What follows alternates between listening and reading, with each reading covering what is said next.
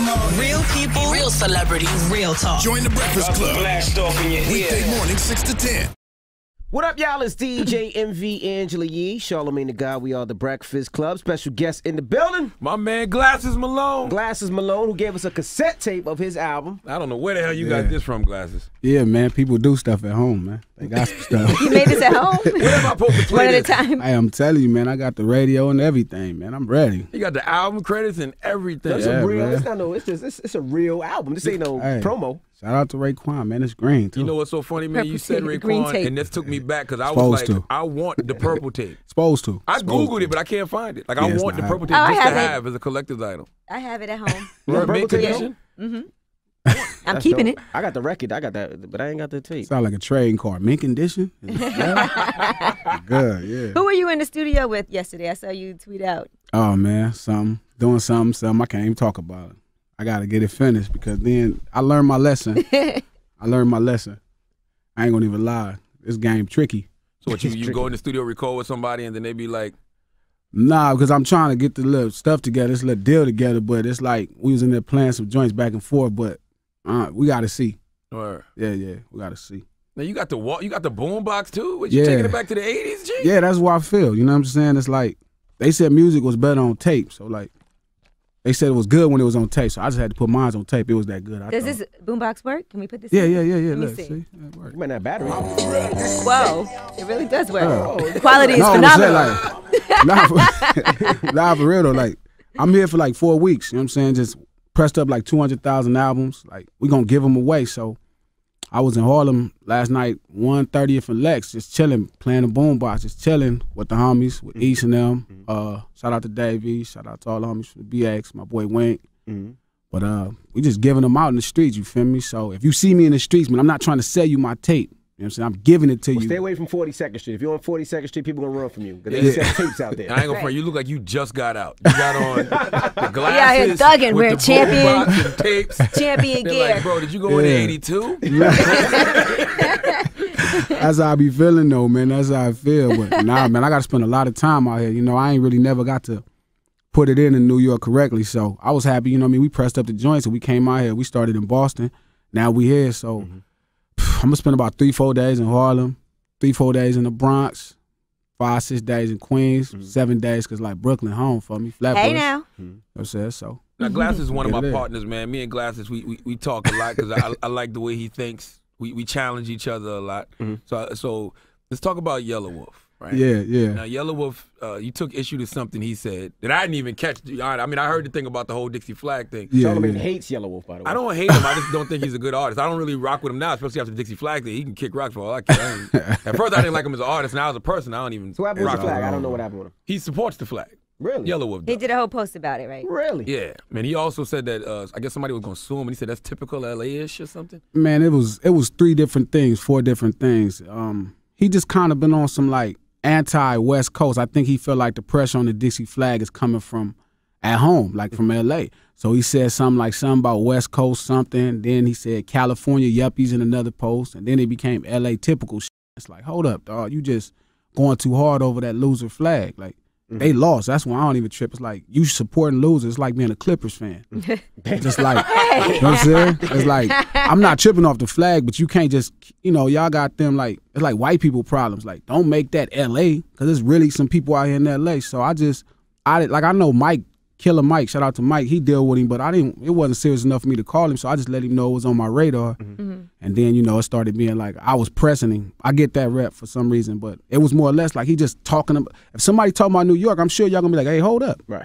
And he just was going in, so I just let him know I seen him, and he just stopped. Do you think it's because Yellow Wolf may come to LA and not deal with the hood, basically? 100%. I mean, he got a whole nother world of people that he dealing with. They say, like, his movement is Slum America or something. It's like, I ain't never seen him in our slums. I ain't never got the call to bring him to our slums. So what slums you in, out here in L.A.? Right. So, but, like I say, it's just people say stuff and then you see them and they act like they didn't say nothing.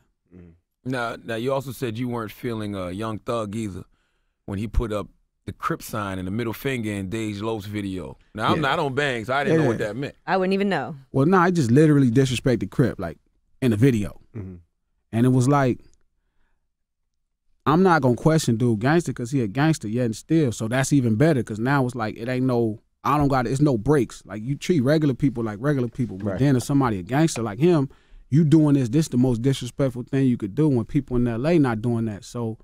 Yeah, we own you. Like, we gonna see what you doing, and then we gonna get at you. Okay, because you did that knowing full well what it meant, not just on some. It's not like an accidental thing you could accidentally do. You know what I'm saying? He did it like bright as day on television. Right. Wow. It's on. If you go look on YouTube, it's right there right now still. And so like I just let him know I seen it, and we was finna get on him, but it ended up being resolved. Like Stunner. Who squashed like, that out? What was it was that really conversation Stunner. like? You know what I'm saying? I didn't talk to him. I don't want to talk to him because it's like I'm not gonna give you that respect because that was like disrespectful off top. You didn't even. You know, I know he did stuff with Nip and everything, but then you're going to turn around and diss Nipsey Neighborhood the next day. It's just like, you know what I'm saying? That's some suckers. I ain't. So Birdman helped resolve that, so you still have a good relationship. Yeah, I talk to Stunner all the time. Cool. So you were signed to Cash Money before? All the time, yeah. All the time. And it was just rough. What was rough You said about it was just rough. Well, it's rough because it's like you got to know your own music. Right. You know what I'm saying? Baby was great. I mean, Stunner was great to me. I mean, Wayne was good to me. Slim was good to me. It was just. Did you get paid over there? Yeah. Okay. Extra. But it's like you got to know your own music. You know, we get in this music business and we don't know nothing about music. We be rappers. We be from the street. Like, say, Envy, you know, all the people before us, you know, you talk about Be Real, Ice Cube, them guys is products of hip hop. They could dance, DJ, rap, all that. Probably even draw, you know what I'm saying? But, you know, that's why their music was better. Even like people like Jay and L and them, they real products of hip hop. Right. We're just products of rap. So when I was with Baby and them, like, it wasn't fair of me to let them just actually act like they knew what they was doing, you know, with West Coast music. I should have knew more about music. And I'm like, I was mad at myself. I was going to ask what happened because, you know, before you did that deal, Glasses was a name that was kind of like the next thing. You know what I mean? As a DJ, Glasses was always on your mind. You always knew you was coming with a Glasses record. And then it kind of just, when Charlamagne was like, Glasses coming, I'm like, damn, what the hell happened to Glasses? We ain't seen you in a long time. Man, I just didn't know nothing about music, man. It was like, you know, I didn't deserve it. I ain't even deserve no record deal, really. You got a lot of money, too. Yeah. I didn't deserve no record deal. You know what I'm saying? I didn't know nothing about music. I was just some street dude that was like you knew about hooligan. music, you knew about the industry. Well, not music. You're talking about the culture of hip hop. You didn't. I knew a little bit about that, but I mean, eventually we talking about just bass guitars, cymbals, drums, pianos, keyboards, you know what I mean? Whatever. I didn't know anything about that. And no matter how much we make this, everything else, we can make this how somebody look. We can make this how somebody's reputation is. This is the music business. Right. First word, music. I ain't know nothing about music. And hip-hop usually started off like it was the DJ. That's the most important part of hip-hop. And I didn't know that at first neither. So they were the band. If I was James Brown, then DJ Head, you know, shout out to Head, but DJ Head would be my band. You know what I mean? At that one time, it was Eric B. and Rakim. It was Jeff and the Fresh Prince. They were the band, so they made the music. So at that time, I didn't really have a DJ. Head was new to it. Every artist I knew, they didn't really have a DJ, so none of us knew anything about music. Right. So I just took time and started learning how to play the bass, write music. I learned how to DJ. I just wanted to know what I was doing. The same thing like in the streets. I know how to make sherm, so I feel like it was only right that I know how to make music. Right. So I produced like 75% of the new joint. Just, you know, I took it serious. It was time to get serious. So why do you think you got a record deal? A lot of times, man, I noticed, I'm not going to say I noticed, but a lot of times, especially in the West, certain people will get deals just because of who they are. Like, 100%. You know what? Glasses is my dude. When I come out here, I call him. He holds me down. Let me give him a deal. Well, my situation was different. It was, I think it was partially that, but I think it was also that, like, I had this first joint in 06, 07. I was, like, killing when I was actually, shout out to Game, but when I was with Game, you know what I mean, I had pressed up like 30,000, and I was so good in the streets. I was just in everybody's hood, all the Bloods. I knew them, you know what I mean, slanging, or racing, or low riding, all the Crips and everybody in the neighborhood. I knew everybody, so I could drop the music off to their neighborhoods. And the music just worked. I had a really great DJ at that time, too. His name was GLE, go by Guido, and he was helping me with the music and Big Face. They were like real music heads. So I made this project, and then I just applied how I get down in the streets to get it out to everybody. So like we did a real number on that tape. I mean, like the way we got it to everybody. And I think it was just so much hype at that time. But man, I ain't deserve no record deal. It was in combination too with the fact that like, I was in all the Blood hoods when people just, you couldn't do that. As a Crip, you couldn't just be in all the Blood hoods. Like, he Stop just saying you wasn't didn't deserve a deal, man. Yeah, you I was dead didn't, nice. You still No, I mean, nice. as a rapper, yeah, Okay. yeah. No, but this still the music business. Right. Right. And you got to know something about music, or you need Premier that know about music, or you need Swiss Beats or Manny Fresh or You had Mac Dr. 10. Dre. Yeah, he a rapper. Yeah, he couldn't play one instrument in the studio. So now, even back then, you were working with Kendrick super early on. Yeah, he was on all of my early stuff.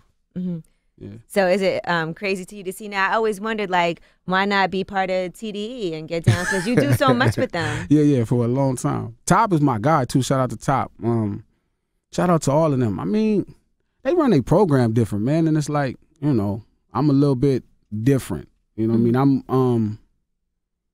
I don't know, man. I don't know. Top has kind of always been there. You know, I don't know. Maybe. I don't know. I just You and Rock cool. You and Jay Rock cool. Watch all day. they won. Q, you know what I mean? Soul, Dot, all of them. But I don't know. I just kind of, I think it was always important. Everybody looked up to me to go do and provide another outlet.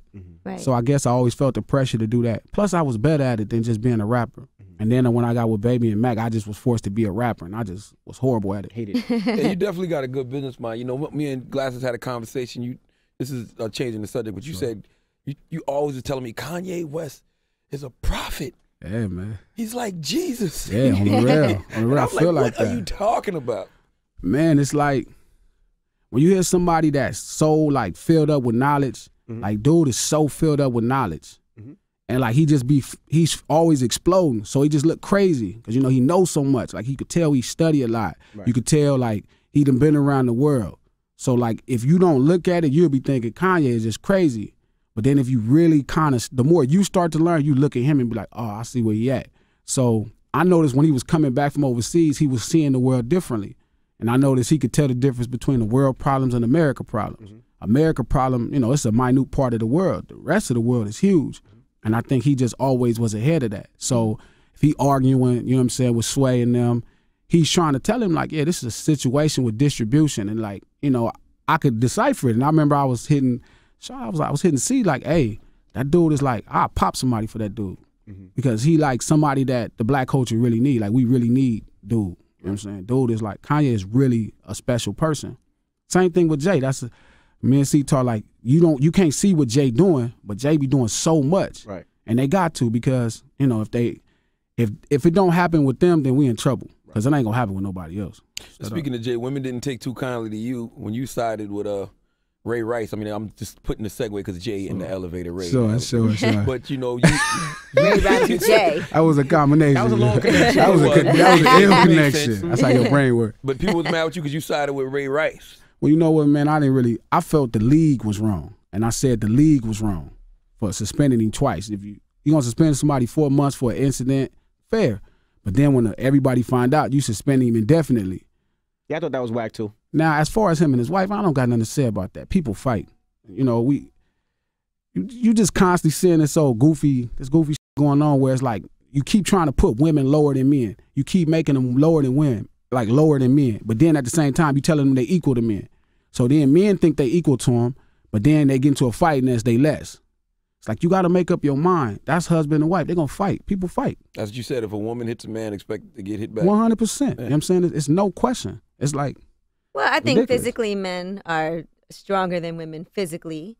And I do believe, I mean, what if a woman just hits you lightly? That doesn't give you the right to just.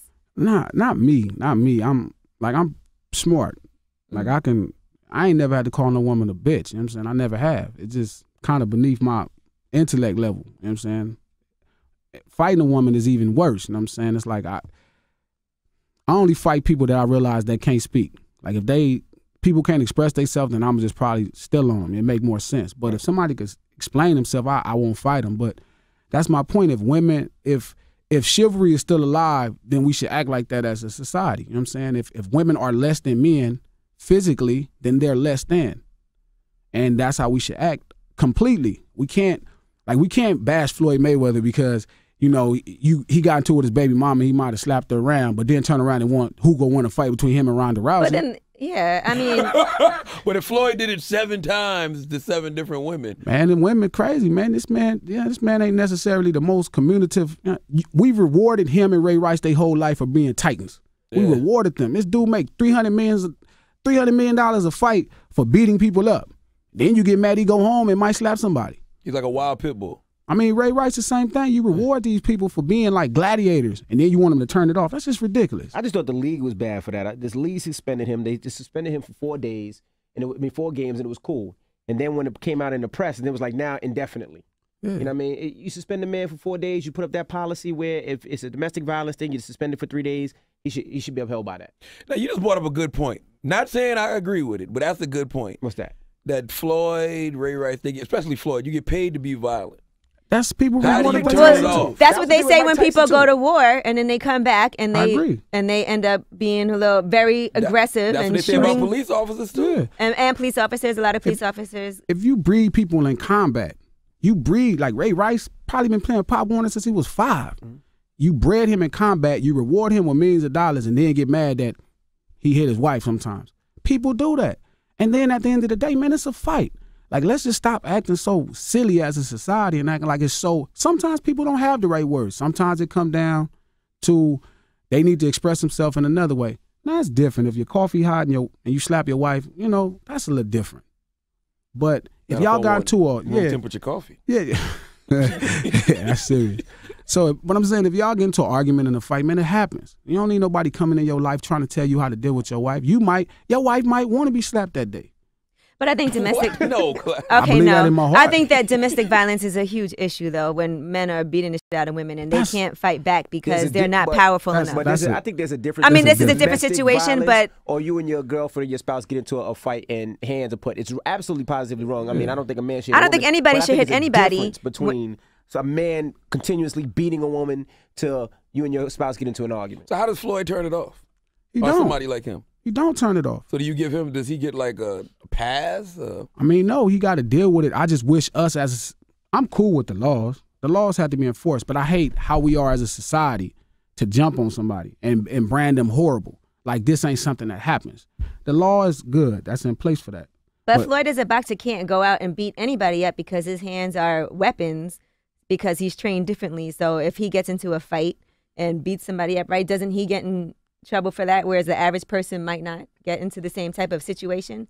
I'm in Brooklyn for 7 days. One thing you could bet for sure, I'm not gonna pick a fight with Mike Tyson. It's just why would Ray Rice's wife start a fight with him? I wouldn't start a fight with Ray Rice. You know what I'm saying? It's personal responsibility come into play somewhere, you feel me? Like, I'm not saying domestic violence is cool. Like, we keep blanketing and all this stuff. Simple incidents with bigger incidents. But, every incident, you know what I'm saying, is different, and it requires different attention. It's a different, like I said, if some man beating up his wife every night because that's his way of getting his stuff off, you know what I'm saying? But if two people get into it, it should be different. Yeah, it's like, but that's what I'm saying. If men are considered stronger, I mean, I think physically it's a fact that men, their body makeup as far as muscle, and they're bigger and stronger. That is what it is. So then why push equality? As far as like making money in the workplace or equality in what? That's what got lost. It became like, it went from an economic, then it went to life. Men are equal to women. So then you got dudes out here expecting a woman to pay half the rent because they think they woman equal. You got men out here, like, they not even being men. Like, I was on my Facebook and I was asking everybody, hey, man, I don't understand how could a man want his woman to pay half the rent? And there was hundreds of comments of men like, oh, what's wrong with her? She live here too. That's the type of man you breeding with this society. That's real. And I don't want no part of that. The thing with that is I agree that women and men are equal and they should be equal in the workplace and everything else. But we're not, because we don't make the same amount for every dollar. We make 70 cents for every dollar that a man makes. But I look at my son and my daughter, right? My son is 11, my daughter's 13. My daughter's older. She plays basketball, same sports. But my son physically is way stronger than her. And even though that she might hit him, I have to teach him that he can't hit her back. Sure. Because he could put more pain and possibly kill her because he wrestles, he plays football, he plays basketball. And I have to teach him that as a man that he has to be smarter than that. No. And it's not for society. It's not for the law. It's just for him being a man, 100%. But that's because you believe in it. I don't understand at that point, what are we saying? Are we saying women are less? Are we saying men are more? Are we saying men are stronger and women are less? Like, we have to, if you want to do it, the same thing, like, you have to kind of give it an idea, because how do you tell your son that if there's some women in this world that act like men? But you know what? But that's like putting a woman in the league. You'll never put a woman in the football league. It's probably gonna happen. If a woman wants to be in the NFL bad enough in this day and age, they're going to let her do it. You think she'll be physically strong? No, she'll get killed, but they're going to let her do it. Just a woman, the world we live in. It's women that build houses. They work on construction sites. It's women. It could be possibly a woman president. Right. You know, it's not. I don't think anything at all. I don't know what to think anymore at this point. I just know whoever my woman is, I'm definitely going to provide for her and take care of her, and I probably don't have to hit her. But at the same time, I don't look at this as equal neither. I look at it like I'm supposed to care for her. That's my responsibility. I mean, women is kind of crazy. You know what I'm saying? They kind of wake up every day. You know, a woman got a lot going on, man. They got some stuff going on with them, man. Now, your mother was in prison, right? Yeah. 25 years. 20 years, 240 months. Do you think like you have issues with women because of that?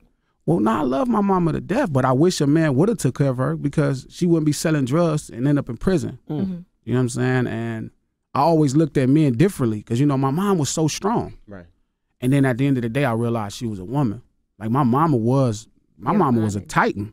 20 years. She got caught in Oklahoma with 10 birds and 7 gallons of PCP. This woman was a registered nurse. She took care of us our whole life, cooked, worked 12 hours. She was a stud. I mean, my mom loved men, but just never fought. She never found men that were stronger outside of my pops. Mm-hmm. She always found men that were like weaker than her because she was so strong. Mm-hmm. So I don't think it's an issue, more or less. I just always wish some man would have came in and regulated her. Right. Because that's what she needed. She was just too much. So maybe that's where it comes from with you. In your mind, you want to take care of your woman. I got because to. somebody wasn't there to take care of your mother. Yeah, right? 100%. That makes sense. Yeah, personal experience. She died? She died in prison. You know what I'm saying? Wow. Died doing, 240 months in feds. Now, you said probably. Just question that. So if you and your lady out and your lady swings on you, would you swing back at your lady? No. Okay. No. My situation different, man. I got a 1320 out of 1600 on my SAT. Like, I done been in these streets hard. Like, I'm smart. Mm-hmm. But you start talking about other people, like I said, other people I wasn't bred in combat. Mm-hmm. Like, I wasn't bred to be a gladiator. I'm somebody who went to school and just got lost in the streets, but I still retain some, I don't smoke, I don't drink. Like, I'm there all the time. So, no, I ain't got to hit her back. I most likely might catch the punch, but I can't apply myself to everybody, and I think that's what we do. We apply our situations to everybody. Everybody wasn't as blessed as I was. Everybody not, even the people I was around in the streets every day, they not where I'm at now. Some of them dead, some of them, my mom in prison. My mom died in prison, so I can't look at it. I have to look at Envy situation, C situation. That is different. So I just try to always be mindful of everybody may not have been afforded the same luxuries. How old were you when your mom went in? I was probably about 22. So who raised you? No, my mom was there. But she went to the feds when I was younger. She went to prison when I got a little older in high school. Like, the feds and took everything we had twice. Mm-hmm. You know what I mean? Because my mom was just in the streets like that. That's what she did. And she was a registered nurse. She just kind of was addicted to fast money. So, my dad was there a lot of the times on the weekends. And, I mean, it was cool, though. But, like, it's just rough, you know what I mean? You're supposed to be there for women. And the more women tell themselves, you got these idiots praising women, talking about, oh, it's good, it's sexy when a woman is independent. Like, that's a weak man. Like, there's nothing wrong with anybody taking care of themselves. That's what you're supposed to do as an adult. But if a man praising you because you could provide for yourself, something wrong with him. That shouldn't be. He should praise the way you look. He should praise if you're smart, praise if you're a great cook, praise things that will make you a better wife. Don't praise you because you literally have a job and you're responsible. I think that's part of being smart, especially nowadays when you see how these girls are living. There's a lot of girls out here just popping their on Instagram. So if I do see a girl who got a job and she's doing good for herself, I big her up. Absolutely. And part of that is that it's important that, God forbid, something should happen to your man. You should be able to hold him down too, 100%. if it's necessary. No, I'm not saying a woman shouldn't have a job. It ain't like I think she should be barefoot pregnant. I'm saying that's what comes with the territory. Like, we only praising people because we see society at its all-time low. So that's expected of us to all be able to be independent and take care of ourselves. Like, your kid get a B because your kid got F, and your kid get a C. You like, oh, you got these C's, you did it. Yo, you killed it, you C average. It's because everybody got Fs. It's like, no, man, but, my mind is on a different, I want to giving people props for things that they're supposed to do in this era because the bar is so low. Like praising their dad for taking care of his son. That's how bad it is, man. People take care of their kids. You be like, oh, he take care of his kid. He's a so what? That's good job. Next, you know what I mean? Right. That's what you're supposed to do. So That's what you're saying. I think, like I said, even musically, everything is at such a low standard. So what's your stance on prison in America in general, since you saw your mom die in prison? I don't really like the prison system, but I mean, like I said, it's one of those necessary evils. I mean, I don't wear Jordans no more because he be into all of that. He invests in all that. He invests in more prisons than schools. Yeah, so I ain't really into him right now. I won't buy another pair of his shoes for sure. Jordan's invested in the prison system? Yeah. I won't buy another pair of his shoes ever.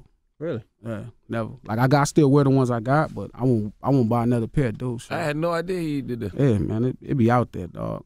It's like information that's available until I see a report that he invested in a school. I ain't buying nothing else of his. You know what I'm saying? So I ain't feeling that. Now, Minister Farrakhan, he said he talked about how men should keep their women clothed because that keeps men from acting like dogs. Yeah. How you feel about that? That's probably true. I mean, it's rough, man. You be on. That's why I don't follow nobody on Instagram. Everybody like, gee, why you don't follow nobody? You bougie, you fake. Nah, homie, I'm just trying to keep my life straight. Like, Trying to stay focused. Yeah, I ain't married. I ain't got no girlfriend, but it's like if I want to have one. I mean, it's a lady or two I see that I'm like, man, this lady could be my prospective wife. How can I do that if I'm following? Like, I shouldn't try to push my temptation level all the time. Like, oh, I don't have to, walk in the strip club every night and feel like I'm strong enough to. Eventually, there's only so much a crackhead can see crack, and then it'll be on. You know what I'm saying? And that's what women is to men. They crack, man. You're addicted to them. They beautiful, man. Women are just absolutely gorgeous. But whether or not she is just provocatively or not, if a woman is gorgeous, she's still gorgeous. Women try to be sexy too, though, now. So it's different. One thing is a woman being gorgeous. You could be gorgeous fully clothed, but when a woman trying to be sexy, like, the first prefix is sex. So it's like, exactly. Feel me? So you think even going to the club dressing sexy is just... No, I don't. I mean, hopefully you looking for somebody. I hate women that go to the club that ain't looking to hook up with nobody. Like, you know what I mean? If you ain't trying to hook up with nobody, like, what you doing here? Well, sometimes, we go to the club to be with our friends, and it's somebody's birthday. We all want to go out with our girls, have a good time, have some drinks, and hear some music. That don't mean that you're going out looking for somebody. Well, you want to be desired. You want people to look at you and want to holler, and then you can turn them down. That's the women love that. But you could go just because it's a fun environment. There's a DJ, there's music, there's drinks. Like, I mean, I know I don't go to the club and be like, man, I hope somebody hollers at me and I can turn them down. Imagine how you feel if nobody ever hollered at you. I mean, I have no idea what that would be like. Yeah, she said that. That's pretty girl privilege. Exactly. That's pretty girl privilege. Imagine you went to the club and nobody was like, people was like, what's up with your partner every time? Eventually, it would, women use that. As much as y'all don't want our attention, y'all want all of our attention. And y'all deserve it. You know what I'm saying? But men want female attention as well. Yeah, but of course. They actually literally want you tonight. It's different. Us, we don't. Y'all just want our attention. Y'all don't even want the penis. Right. Just want to feel good. It's different from us. We totally want the vagina. Your attention without the vagina is like not important. I mean, that's why girls dress in that manner. That's simple. To get attention. 1 + 2 = 4. So all Minister Farrakhan is saying is if you don't want the wrong kind of attention, don't dress this way. Yeah. That's it. I mean, if you look like a hooker, A hooker is very extreme now. Oh, no, I'm from L.A. You go to the supper club, they look like they fresh off fig, man. It get cracking. So, I mean, like I said, society just so, like, weird. People just ridiculous. Like I said, it just get ridiculous. Every day I wake up, it's just something more and more ridiculous. It just get ridiculous. What do you think about men and the way that men are dressing now with the tighter pants? Sometimes they even are wearing skirts and things like that. I mean, that's goofy. Man, that's so goofy.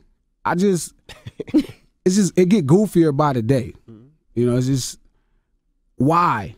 Like, it's just humans have such just this need to be like, recognize me, look at me, I'm going to do whatever to be different. Just look at me. I got the skirt on. You see, I got this skirt. Just to be different. It's like, that's not worth it. Open your mouth. That's how you can be different. Be yourself. Yeah, just, say something. But man, people will start, wearing the skirts, and I see some of like the rappers I like, and I'll be just looking like I just slap you. Like, what is wrong with you? Like, you just cool already. You don't gotta do that. But you know what? You said you look up to Kanye, and he's somebody that you would pop, but he's been seen wearing a skirt before. A kilt. Yeah. A kilt. A kilt. That wasn't a skirt, it was a kilt. I never seen him wear a Scottish dress. uniform. A kilt. And the thing is, it's like, I respect it. Who knows what that man learned, but like I said, you just see, everything is a case-by-case basis. Some people do it because, you know, they into, like, people into fashion. Right. You know, I'm not into fashion as a man. Like, a lot of guys are wearing these long shirts now. They kind of look like dresses. That's the new thing. Yeah. We was wearing tall T-shirts and like big and tall. As a gang member, and I remember they was like, "Oh, that's not fashionable." Now you just gonna get an even longer shirt. Andre 3000 killed that for me when he said your long white tee looks like a nightgown. Erykah Badu messed him. And we was just having this conversation about Erykah Badu and all it. Think about every dude she slept with. They just went like crazy. Common, Jay Electronica. She got that. The Doc didn't go crazy though. Yes, he did. DLC went crazy too. He went crazy for a little bit. Yeah, I remember that. She got that Karuchi that just drive everybody crazy. How do you feel about the West Coast resurgence, man? It's awesome. It's great. Because Game said he hates the word resurgence because he felt like the West never went nowhere. Because he never went nowhere. Game been on this whole time, so he ain't tripping. You know what I'm saying? I remember how hard it was a fight for us. You know what I mean? Me, Bishop, Mikey, Nipsey, NH, you know what I'm saying? TDE, like we really was fighting. Game was already there. Yeah. He stood up there a long time. Do you guys feel like you had a lot of the older artists helping you guys out in the West? Not us, not me. You and Cube had a little situation. Yeah. I mean, we felt that they don't owe us nothing. We all grown men. But when we start pulling away, because everybody in every radio station and every state saying, do you guys deal with Snoop? Do you guys deal with Cube? It's like, nah, and they not dealing with you for whatever reason you don't know. You know, you right here in their backyard. I mean, you almost feel a sense of community that's not there. That's one thing that hip-hop is a lie about. It's not no sense of community. Like, it's not no community in hip-hop like that. You think it's competitive and that's why? 100%. I mean, but I don't care how much Kobe be around Shaquille O'Neal. It's just certain things that they not going to do alike. It's just they're totally different. Magic could take the sky hook from Kareem, but he can't post everybody up and do the hook shot. He don't got the height and the length for it. So I don't understand what that's about. Like the full competitiveness. Like we all got to be something different. Even the closest guys that's close are totally different. Biggie and Jay are totally different.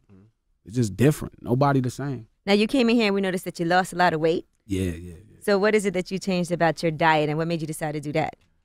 I was reading the Bible, man. I was reading the Bible, just kind of, I don't know. I just started reading the Bible. This is a book. It was a good book. And so you start eating manna after you.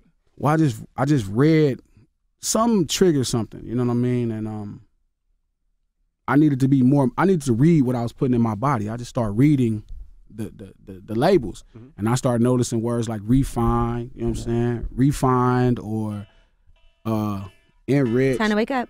Yeah, it is too. Refined, enriched, pasteurized. And when I started noticing all these words, I just started looking them up or kind of had a loose idea about them and then just really got a full definition. And I just changed what I ate. You know what I'm saying? I still eat the same things. I just don't eat the refined version of it. And, you know, it was purposely made for you your body not to process. And that's it. I ain't worked out. Drop down. Oh, no working out, no nothing? Like 90 pounds. It was like nothing. Wow. Yeah. The Glass House 2, Life Ain't Nothing But, is out now. Make sure you pick it up. Malone. Wow. I appreciate you joining us. Thank y'all for having me, man. It's always good. All right, it's The Breakfast Club. It's Glasses Malone.